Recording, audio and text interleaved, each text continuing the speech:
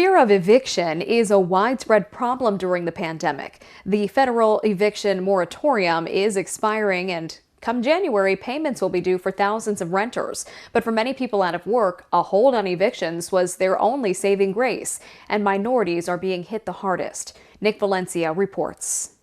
I gave them your case number. Like so many others behind on their rent, Jasmine Cruz says she's living on borrowed time.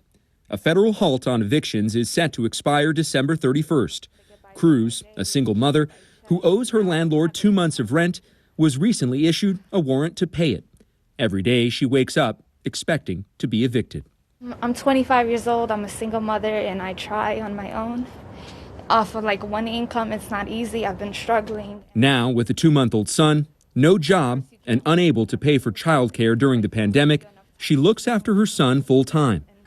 With nowhere else to go and no one to count on, Cruz came here to the Thrive Resource Center.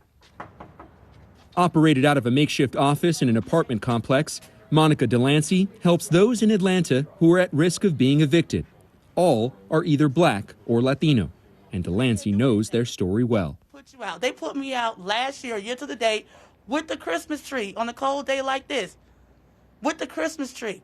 We don't want you to get to that point. If you have to move, we want you to move with dignity. We want you to move and pack your things up, and we'll find you a place. But we don't want you to be forced out, because kids do not know how to get over that. Adults can. Kids don't know how to. Kids like 9-year-old Fantasia, who lives with her grandma, Garnell Hodge. Hodge lost her job in the service industry because of COVID. You got this on your door. Last week, Hodge says Fantasia started to realize how bad things were when the family got an eviction notice. I also don't have anywhere to go because places are so high and I don't have much income. Black and Latino families consistently report low confidence in the ability to pay rent during the pandemic. According to the National Low Income Housing Coalition, communities of color are the hardest hit by the eviction crisis and represent 80% of people facing eviction. In Atlanta, the United Way says 95% of the families they help who are facing eviction are black. There's, as I said, 2,500 applications in process, and there's thousands more. I mean, you're getting to the point where you can't help everybody that needs help. Not only can we not help, the funding expires end of December.